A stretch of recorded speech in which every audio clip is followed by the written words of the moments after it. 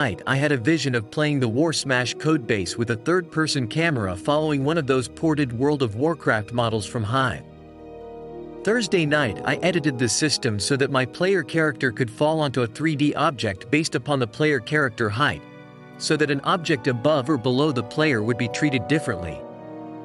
Friday night I began trying to upgrade the system to natively load the World of Warcraft models so that I could draw myself a little map using JNGP and the native World of Warcraft models without having to port them, and then run around in my custom World of Warcraft looking map.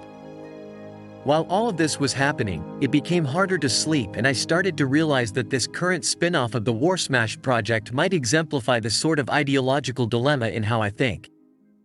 Even as I make incredibly strides in the technology, like allowing my player character to shuffle left or right with animations that were not available on Warcraft 3, or to jump in the air and land and then split the model into two technology pieces so that the top half finishes the falling animation and the bottom half runs along the ground.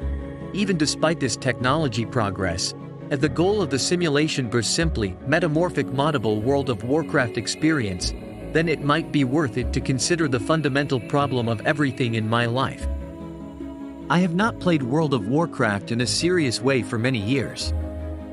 I assume that when I play the game, everything that is produced in the game is the property of Bobby Kotick, and so it is always in a state of being taken away from me. And for me that breaks the sense of illusion and the willing suspension of disbelief that made this kind of video game fun to begin with. Even if Blizzard fixed World of Warcraft to be what I like today, I would not like it because they would be the ones with the power to fix it. In this same way, realizing that I can be entertained by this local moddable simulation that has no server, it is suddenly a reminder that if War Smash simply existed to get back to the days of World of Warcraft, then it was probably misguided. Because generally, the world enforces on my mind the understanding that playing World of Warcraft is misguided. I tell people that World of Warcraft taught me something about life that I do not want to know. Perhaps Chromie said it best when she said in the classic World of Warcraft advertisement the line, "You can't go home again."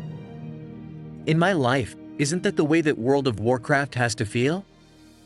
There is not an option to go back to once was, because it isn't, and even if it were again, I no longer wish to make believe in a world that is for profit instead of not for profit. I think that not-for-profit make-believe is a better make-believe for me. And that kind of ruins the entire video game industry and always will. So I guess I'm just the crazy man awake at 5 past midnight playing his LibGDX Java game that looks far too much like World of Warcraft, and I desperately need to go to sleep and then turn my life around and leave this part of life behind me. But some days, I have to ask myself, why? Why does this have to be left behind? I suppose the answer is, and always has been, that real-life people matter more than the technology. And they would not play this game simply because I created it, as I do. They play what they play, in the diaspora of games.